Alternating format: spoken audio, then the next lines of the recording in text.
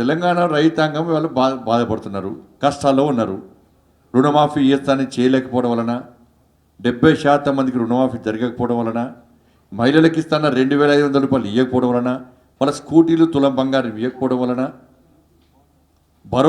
రైతు భరోసా ఇవ్వకపోవడం వలన, రైతు కూలీలకు 12,000 రూపాయలు ఇవ్వకపోవడం వలన, యువకులకు నోటిఫికేషన్ ఇవ్వకపోవడం వలన, ఉద్యోగాలు ఇవ్వకపోవడం వలన, 4,000 రూపాయల ఆసరా పెన్షన్ ఇవ్వకపోవడం వలన ఇది ప్రజలు దీనికోసం ఎదురుస్తున్నారు. వీళ్ళ విగ్రహాల రాజకీయాలు అంతా అండర్స్టాండింగ్ రూపాయిగా ఒప్పందం. ఎందుకంటే 6 గ్యారెంటీలు ప్రజల దృష్టి మళ్లించడానికి. ఇలా విగ్రహాల చర్చ అవసరమా? అరే మీరు అసలు కూల కొట్టుర్రి, వీళ్ళు పెడతా అన్నారు, వాళ్ళ అధికారం ఉంది, పెడతారు, వాళ్ళు వద్దనే పెడతారు. వీళ్ళు పెడతారు, వాళ్ళు కూల కొడతారు. దానికి చర్చ ఎందుకు అనేది? చర్చ అవసరం లేదు, వచ్చా కూల కొట్టు వరదన్న.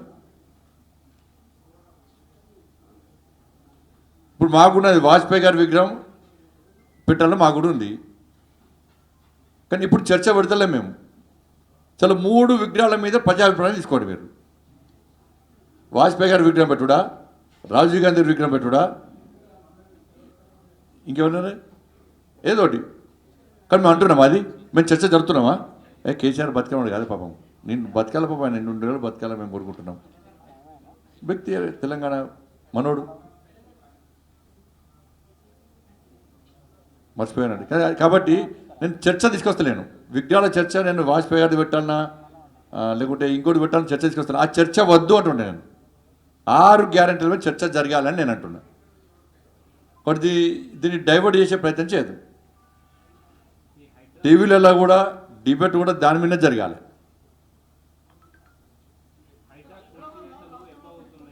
దానిలో సగం మంది కాంగ్రెస్ వాళ్ళ ల్యాండ్స్ ఉన్నాయి. దానిలో ఇప్పుడు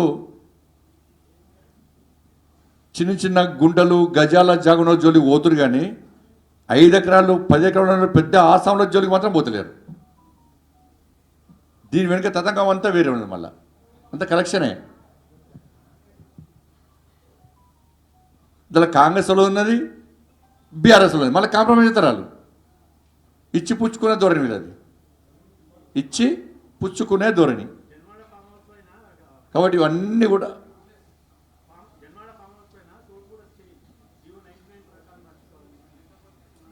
ఇవన్నీ కూడా కావాలనే ఇవి కలెక్షన్లు. ఇప్పుడు మహారాష్ట్రకి ఎన్నికలకు పైసలు కావాలి కాంగ్రెస్ వాళ్ళకు, హర్యానా ఎలక్షన్లకు పైసలు కావాలి, ఇక్కడి నుంచి పంపాలి కంపల్సరీ. కర్ణాటకలకు 2 రాష్ట్రాలు ఇచ్చిరాట పైసలు పంపని, తెలంగాణకు 2 రాష్ట్రాలు ఇచ్చిరాట. కానీ కంపల్సరీ పైసలు పంపాల్సి వస్తుంది. కానీ ఈ భూములు అమ్ముకోవాలి, కేసీఆర్ అట్లా భూమి అమ్ముకోవాలి, వీళ్ళట్లా భూములు అమ్ముకోవాలి.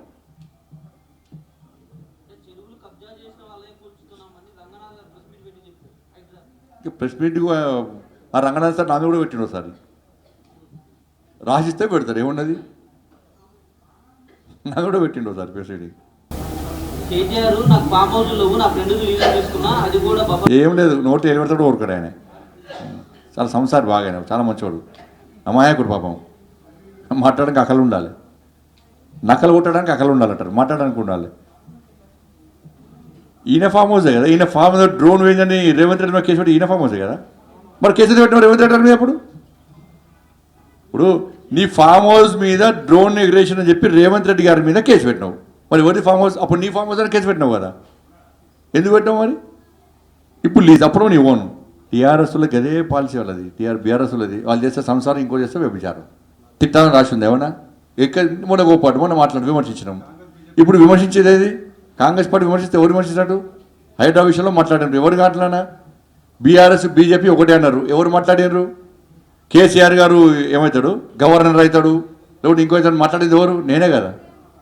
వాళ్ళ కళ్ళు చూపుతాను నేనే. ఆయన బీఆర్ఎస్ వాళ్ళు చెప్తే నేను మాట్లాడాలి, నాకు లీడర్ రావాలి బీఆర్ఎస్ వాళ్ళు. మా చెప్తే మా కిషోర్ గారు చెప్తే మేము ఆడతాము, వాళ్ళు చెప్తే వాళ్ళు నాకు అడ్వైజ్ చేయడానికి తిట్టుకోరు వాళ్ళు. నాకు తిట్లు అనేది నాకు విమర్శ అంటారు. ఆయన వాళ్ళేమో తిట్లు అంటారు. నరేంద్ర మోడీ గారిని నమ్మి, భారతీయ జనతా పార్టీ సిద్ధాంతాలు నమ్మి ఎవరు వచ్చినా కూడా మంచి వ్యక్తులు అందరూ చేసుకుంటాం మేము. ఎవరు వచ్చినా కూడా అదే. బీఆర్ఎస్లో మంచి వాళ్ళు వస్తే ఎందుకు చేసుకోం? మా సిద్ధాంతాలు నమ్మి వస్తే ఎందుకు చేసుకోం? మీరే అంటారు మంచి వాళ్ళు లేరంటారు, వాళ్ళు రారు మా దగ్గరికి. మంచి వాళ్ళు అయితే మా దగ్గరికి వస్తారు. ఎవరు వచ్చినా చేసుకుంటారు, మంచి వాళ్ళు వస్తే చేసుకుంటాం అన్నారు. మంచి వాళ్ళు వస్తే గ్యారంటీ చేసుకుంటాం.